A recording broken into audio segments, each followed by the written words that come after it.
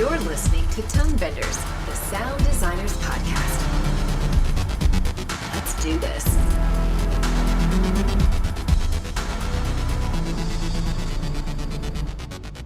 Hey everybody, welcome to Tonebenders Sound Design Podcast. I'm Tim Muirhead and I will be your host for today, but I am not alone as I have a real special guest. Wylie Stateman is with us. You are very familiar with his work because he's worked on the sound on at least half of your favorite films. From JFK to Inglourious Bastards, from Home Alone to Shrek, from The Perfect Storm to Natural Born Killers and the recent Tarantino film Once Upon a Time in Hollywood, Wylie's films have covered pretty much all genres and all styles. He has 8 Oscar nominations, Emmy nominations, and I literally got bored when trying to count up all of his MPSE Golden Reel nominations. I gave up when I got to 20. There's just too many to count. He's got so many. In addition to all of his achievements in sound, he's an entrepreneur, a studio owner, and is regularly breaking new ground in how audio post is done. Welcome to the show, Wylie. It's great to have you. Thank you, Timothy. It's really a pleasure to be here and to be speaking to your Tonebenders audience. Sorry, there's a helicopter going overhead. We have fires in Southern California this time of year. And my studio's in Topanga Canyon, which is really out in the boondocks in the country. It seems to be in the flight path for the heavy lifting Huey water drop helicopters. But the fires aren't near you? They get close, and they've been really close. But a small price to pay for paradise. So. Well, that's a healthy attitude, I guess. Yes, for sure. Excellent. Well, listeners, if you want to go back to episode 111, we talked with Harry Cohen, Zach Goheen, and Leo Marcel about the sound work they did on Once Upon a Time in Hollywood, and we really dug into some of the kind of technical details and such. Today, I'm hoping to talk to Wylie a bit more about maybe some more esoteric ideas about sound for film, and kind of go that direction since we already covered the technical stuff of the vehicle recordings and such like that. Wylie, you recently did the intro, the keynote, I guess, for the mixed sound for film, and you talked about your idea, your goal to push something called the sound director. Can you give me a rough overview of that concept? Sure, Tim. My feeling after so many years sort of working professionally in this industry is that in order for us to get sort of more recognition and also the resources necessary to do this kind of work at the highest level, we have to kind of elevate our state in this business. And so the purpose of that keynote was to really put forward an idea that I call the sound DP, or the sound DPD. And it's not the director of photography, as a typical title DP would sort of infer. It's really the idea that the sound department should have a director, should have producers that are very familiar with how the intricacies of sound would be affected by budgetary decisions. And it should be also the D, which stands for designer, so that the big picture in terms of sound, directing, producing, and designing can kind of come together on a department level where it can be sort of realized in its highest potential form, but also be paid for and be treated with a departmental respect that you see on the production set and in production in general at the department level. The idea was to really talk about these 3 positions. And the sound director is really somebody that has a very holistic view. It begins in pre-production. It's somebody who does the script breakdown, but then breaks that into ideas. When you're looking at a script and comparing that to the shooting schedule, there's all kinds of interesting information that you can sort of derive from that in terms of sound. And in terms of sound, you want to know when there are extras working, when the visual effects departments are working, and you really want to basically take the plan apart. The script is the plan, but you want to take that plan apart with an eye towards how it relates to sound. The second role in that is the sound producer. And you want to understand, I think, what the potential cost is for these things, whether it's the real cost of a team working an hour, a day, a week, a month, or the real cost of how many weeks the production will be rolling and what kind of coverage will be both in production and then in early post and later in post, of course at the mixing points and all the way through deliverables and out into international localization. The producing role, as seen through the eyes of somebody solely interested in sound, is really quite an important component that's been missing from most productions of the last, maybe 30 years. In the 60s, they had sound directors. Today, we have largely vendors who provide these kinds of services or studios that have departments. The industry is ripe for change, change from the top, change from the decision-making, the planning chairs. So, and again, the third thing being the sound designer, which is integral to the success and the exploration of sound throughout the creation of any form of content. And that'll be what I hope we spend the remainder of this conversation discussing, because I really believe in the creative aspects of what sound brings to the experience. And I think something that's really worthy a departmental high-level recognition. Well, something that I think you're known for, I'm not even sure if you're aware that you're known for, but you have a knack for bringing a tone to a film. Some people might call it a vibe. Some people might call it the feel of a film. But your films tend to have a coherent audio voice throughout the film. But what I always am amazed by is your films are always so different. So if you take a film like Lone Survivor, and you put it up against Once Upon a Time in Hollywood. Like, these films are so different, or even Kill Bill. Lone Survivor and Kill Bill are both action films, but they sound totally different. Like, how do you go about finding the voice of each film? That's a great question, Tim, because I think what drives us into this type of profession is that we generally have a love for sound. And that love comes from many different directions. It comes from a love of the engineering side of things, or a love of music, or other creative aspects of sound. For me, I came at this being sort of a slow learner in the academic sense and severely dyslexic. So for me, in order to learn about something, I had to see a very big picture.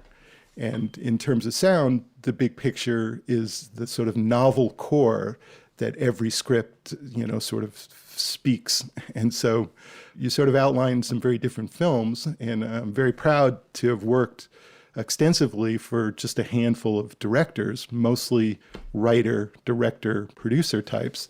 But the novel core of their body of work is really what I strive to help them achieve. So I look at a film and a filmmaker and a script, and I try and see it as a unique opportunity to sort of reinvent something for that particular filmmaker, and to sort of objectify the sound based on their style and their sensibility. In terms of the question that you ask, I think that working in sound professionally affords people the chance to sort of rediscover things and then kind of explore them each on a very sort of individual and novel basis. So when you're going to start on a new project, how early are you getting involved in trying to think of this new, we'll call it tone for a film? Is it when you first see a cut, or when you get a script? Like, where does your brain go to try and narrow this down? I start with the script, and I start by reading the script literally line by line over and over again. So if a script is for a 2-hour film, it probably takes me 5 times real time to do my first pass read. And in that process, I try and really understand every word of the script and make pretty extensive notes. On a 120-page script, I might have 50 or 60 pages of notes. And those kind of notes are sort of inspired by locations that are described in the script, times of day or moods, but also of what I call the action. So what I'll do is do an outline of the script without the dialogue, but just the action beats, and then try and understand sort of the story arc. Where are we developing character? Where are we delivering exposition? And how are we going to do that in terms of sound? So the process begins with the script.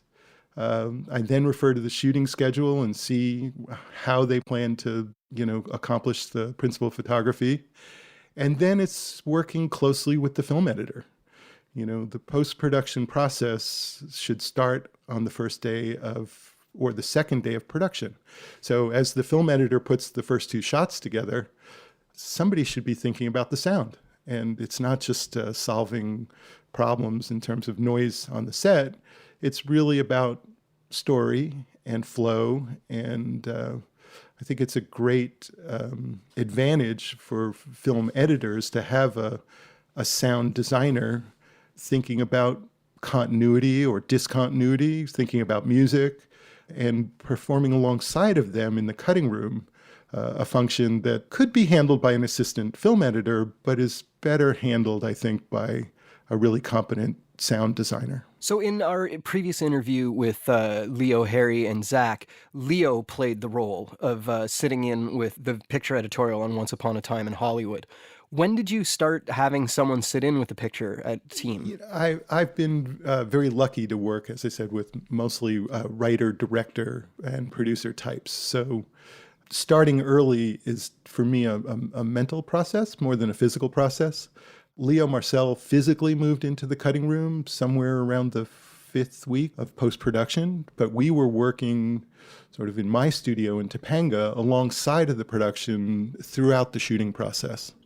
The beauty of Quentin's films is that he really thinks in terms of sound, and he really uses sound as an integral part of his thought process and an integral part of how he blocks out ideas and conceives of scenes photographically.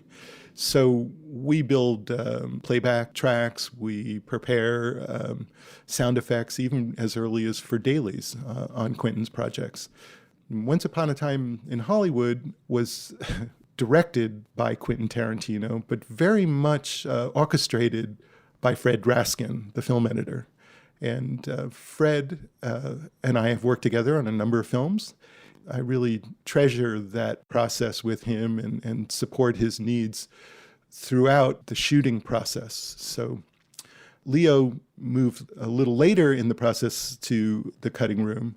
It was really so that he could do these rapid prototypes of scenes and treat some of the futz music and some of the film itself with a layer of ideas that helped Fred decide cutting patterns. Once Upon a Time in Hollywood was an example of how we practiced this rapid prototyping process that we use for sound on Quentin's films. Historically, the Avid was a proxy for what the final picture and the final sound might look and feel like. With a rapid prototyping mindset, we try and get music standing up, sound effects standing up, dialogue smoothed out and consistent as early as possible so that cutting patterns can be not only established but finalized to some extent as early as possible in the cutting room during the intensive decision-making period when we're thinking about beats and rhythms and timing and pacing. Rapid prototyping, I think, is a very strong way to move through post-production in a productive way where you're not ever really having to make excuses. And can you just elaborate quickly, when you say rapid prototyping, just explain that a little bit further? The sound design and the overall design of the soundtrack is brought to a level that is almost at a final level quality. It's still very, very important to conduct a final mix and not to short shift what that contribution brings to the process. But I would say that the Avid is no longer a proxy for the final release. It is work in progress and a continuing, what we call rolling mix, which is just a continuing prototyping of the final process early in the cutting phase. Shortening the process isn't really the goal. Improving the process and lifting the creative elements to where they can be easily approved and presented and where they sort of coalesce around the cut at the time that the cut really needs that sort of thing is really the mission here. So as far as saving time or saving money, it's not really seen necessarily in that regard. It's seen more as a tremendous asset in the decision-making process and in the creative process. And overall, I think it really supports the approval process. So when did you first start embedding sound people in with the picture edit? It feels like this has always been a part of my thought process, and the actual timeline as to when we started doing this is probably when I first started creating sound for filmmakers who cared. Pretty much with all of the filmmakers that I've worked with in my career, we have, generated some level of respect for the sound process and some level of appreciation for when that process should be applied. And for most filmmakers, particularly writer, director type filmmakers, they think about sound as they're writing the script. So why not introduce sound as a creative contribution as early as potentially possible, or as relevantly possible. So there's often an opportunity to make things for the production that they might need on the set. There's a wonderful opportunity to work with production mixers. Mark Ulano, in particular, is a very collaborative soulmate. I consider on Quentin's films that between Mark Ulano and Mike Minkler and myself, that we sort of operate an audio collective where collectively we all have this knowledge and experience and a willingness to share and contribute, and a fearless sense of our own value in the process, that we get together, we talk about these things, we solve problems for one another. At the end or at the beginning, we have tremendous respect for one another's contributions, and they're enormous. I mean, I'm sorry, there's another jet going by. I can hear that one. Sounds like a private, high-performance jet. So, one of the things I like hearing from you is the idea of actually real communication with the production mixer. Because we have so many production mixers that we've had on as guests or that we talk to, and they're just like, I've never even spoken to the dialogue editor or the post supervisor. Like, there's no communication at all. They do their job. There's a fine line, and then it gets dumped off on the next stage. So it's always good to hear that communication is happening. Absolutely. Good communication between departments is essential. The role of the supervising sound editor, without a collaboration with production mixers, would be amiss. So some of my long-term friendships in this industry have been with production mixers and, of course, re-recording mixers, and, of course, sound designers and sound editors, for that matter. That's why I think I refer to it as an audio collective, because it takes people who are highly skilled in these disciplines to come together and work together. So you've talked a lot about your recurring working relationship with directors. It seems like once a director has worked with you, they want to work with you again. What do you think that you're providing that is bringing them back? I think that directors are quite needy when it comes to having a collaborative experience with their department heads.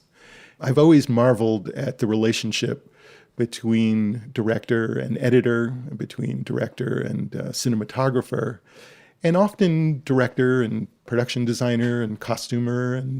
And I wanted desperately to help the sound department sort of enjoy that same kind of collaborative relationship. So as I would tell my children, if you want to have good friends, you need to learn how to be a good friend.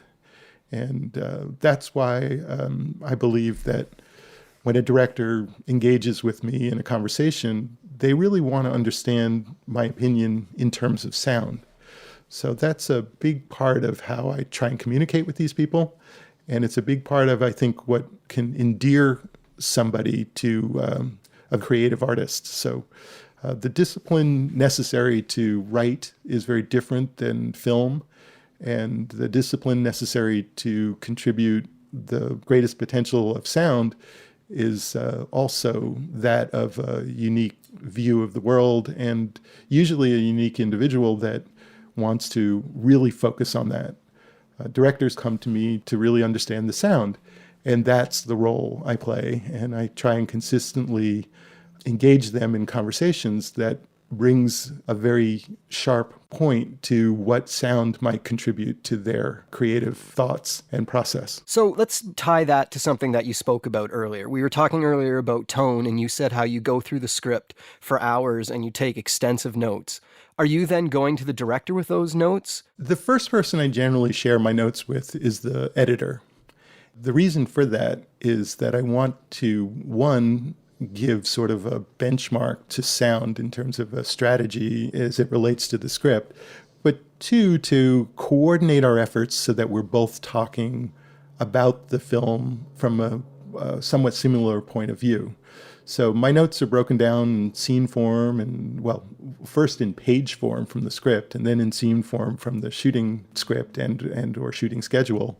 It's a wonderful thing, I think, to share with a film editor that benchmark and that understanding, and then they can give me notes that work into a working heat map of how the pieces will come together. It's very important to communicate with the editor on a level where you're giving them greater clarity. It's used as the basis of a vocabulary that post-production can have, and that can be applied to what our expectations are from the production. So once you've got this language with the editor and I guess the director as well, how do you then communicate that to your team? That's very important. You know, collaboration is really the heart of any strategy in post-production. And so with my team, we break things down into also sort of spreadsheet type things where they become to-do lists almost, and they become sort of the backbone of let's say, a library pull. So we might first look for what we have on record or file or as samples, you know. But to do that and do it in sort of an organized way against a master list. And that master list becomes kind of a heat map as to where we are. Are we right up with the needs of production? Are we ahead of them? Are we behind them? Documentation is a wonderful form of collaboration. It's just one form of collaboration, but it gives us a very visual sense of where we stand in terms of time and in terms of the budget. As the supervising sound editor, what percentage of your time is spent actually cutting sounds these days? There's two important methods. One is called ABC, always be cutting, and the other is called ABM, always be mixing. So somewhere at some time, you know, there are people cutting and mixing. As far as the supervising sound editor doing that cutting, there are many gifted supervising sound editors that find it relaxing to do that sort of work. For myself personally, and at this point in my life, I would prefer to work with and collaborate with editors that are really proficient on Pro Tools and with plugins, and that, you know, are really up to date with the latest techniques, to work with them directly and just maintain the big picture. I believe in ABL, always be listening. When you're working with Harry Cohn and he's cutting sounds, how often are you checking in on him? We talk daily. Harry and I have had so many wonderful years working together. He has a home studio that's really ideal for the type of person he is and the style to which he's grown accustomed and loves to work. I have my home studio, which is an Atmos room built around a design that a friend from Dolby laid out for me. My Atmos home studio has Meyer Acheron speakers in the front, 28 dual 8 JBLs in the ceiling, an S6, 32 fader, 9-knob desk. It's really capable of mounting even the most extensive mixes. But in terms of how we communicate, and we're always trading ideas back and forth. We're always conscious of what's going on and where we're at and what's being developed. So often in terms of my crew on Once Upon a Time in Hollywood, there were things that could be accomplished within minutes or hours, or things that required days. And I'm very conscious of the fact that creative people need time to be creative. And that time, while always isn't ideal or, in excess of what they want, there is a real need to communicate so that we can collectively sort of understand the mission and deliver on the promises that we make with the calendar, with the creative expectations, and the budget. To kind of further extrapolate on that, can we maybe take a scene from Once Upon a Time in Hollywood and talk about how you broke it down for your team, maybe how you talked with the editor and director about it? Let's talk about the scene where Brad Pitt's character arrives at the ranch. So most of the rest of the film has music playing on radios or TVs, lots of source music. He gets out of that car, all of a sudden we're in the desert, and the film has a bit of a different tone.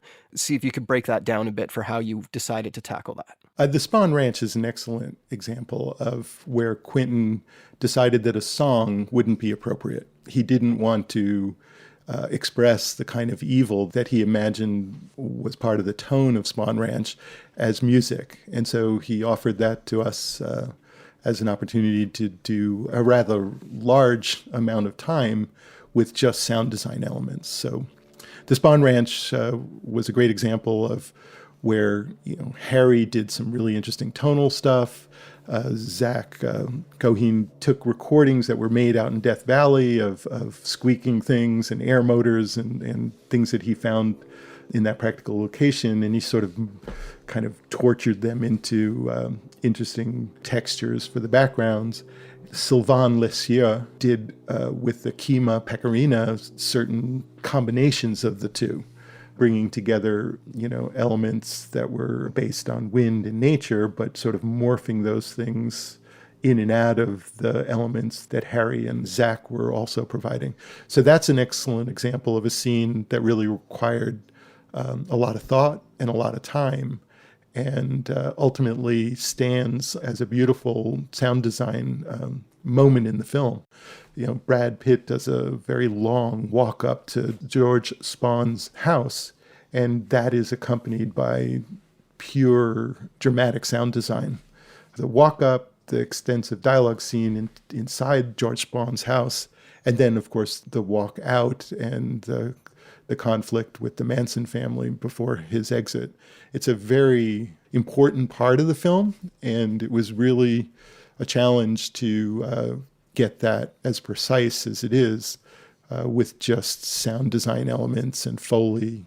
Gary Hecker did the Foley along with Leo Marcel. That too contributes a very sort of precise and upfront layer to the track. The interesting thing about Once Upon a Time in Hollywood is that we have the opportunity to work on long sort of developing sequences in terms of sound. And then we have the opportunity to do very short and very percussive and very dynamic action moments. So one of my favorites is the two trailer scenes. You have Brad Pitt, who plays the character Cliff Booth, going home to his trailer and feeding his dog and kind of shaking off the end of a day. And all of that is very precise, and it's done with TV playback, and it's done with environmental textures and an offstage drive-in movie. And it's a very interesting sound design opportunity. And then you have Rick Dalton, having a nervous breakdown in a trailer, which was somewhat reminiscent of Kill Bill Volume 2 and the Daryl Hannah fight with Uma Thurman. They have a sword fight in a very narrow place, and it's a very interesting and very well choreographed scene, both visually and sound-wise. With Quentin, when we go into a small space like that, he is really conscious of the high detail possibilities of having the audience sort of perceive things in and around such a tight space. So Quentin is very much interested in punctuating his action, his comedy, and the drama of his films through the use of very plosive and clever sound design. I want to just go back to the Spahn Ranch scene real quick. Sure. When you started working on it and you had Zach cutting in these Death Valley sounds that he recorded, did he come up with that on his own, or did you point him in that direction? And when the Kima was being used to blend stuff, was that something that Sylvain did on his own? I work very closely with the sound effects designers, and each of the areas that you're describing are sort of a conversation that we have through audio and through their art, So each individual will have the responsibility to sketch and to present and to attempt to bring together elements that deliver on the overall promise of what sound might deliver for that particular moment. But I'm very much involved in coalescing all that and refining it and providing sometimes the first, second, and third layer of notes in that refining process. It's a really collaborative effort. It's a very sort of intimate experience that you have. And often as sound effects designers, people tend to move in a direction that they feel most comfortable, whether it's with a certain tool or a certain pull from the library that's completely theirs in its origin. But at the end of the day, it's a collaborative art, and I bring to that collaboration a layer of oversight, and then that layer is further refined by editor Fred Raskin and ultimately director Quentin Tarantino. Just got one last question for you. Thank you very much for taking all this time to talk with us today. Sure. This is something I like to ask all the sound supervisors. Are you the kind of sound supervisor that during the final mix pass, are you sitting at the back of the room waiting for a moment to jump in and make a suggestion, or are you right up front telling them what you want up and what you want down when? I consider my role right up front. And I consider for most of the clients that I work with, they want me to take what could be 1,000 decisions that would flow to them and reduce it to maybe 100 or 10 that are meaningful to the film. And so directors are often overwhelmed by the sheer number of decisions that they have to make in the lifespan of their movie.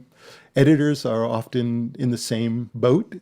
And so my sense of what a sound supervisor should be and do is to be right there, right at the front of the room and ahead of the decisions that need to be made throughout the process of editing, mixing, and then ultimately delivering a final track, and oftentimes moving even into the localization of that track into other languages. So I take a very holistic view of sound and feel that it's quite necessary to play a very upfront role in the management of that process. It's always interesting to hear how the different sound supervisors look at their role in the final mix stage. There's a wonderful book by David Mamet called Writing in Restaurants. He tries to explain first how collaborative filmmaking is, but then really how important it is to make decisions and to be in charge of that area of the process that you've been given charge. And so I really believe that the supervising sound editor is an old title, and that what we're moving to is really the sound director, the sound producer, and the sound designer.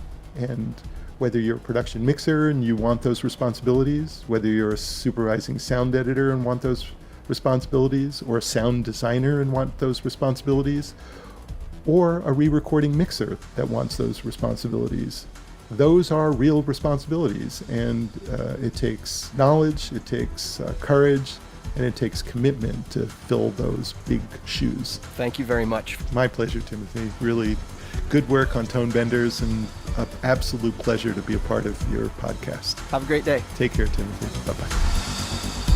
Tonebenders is produced by Timothy Muirhead, Renee Coronado, and Teresa Morrow. Theme music is by Mark Strait. Send your emails to info@tonebenderspodcast.com. Follow us on Twitter via @TheTonebenders, and join Tonebenders Podcast on Facebook. Support this podcast. You can use our links when you shop at Amazon or B&H, or leave us a tip. Just go to tonebenderspodcast.com and click the support button. Thanks for listening.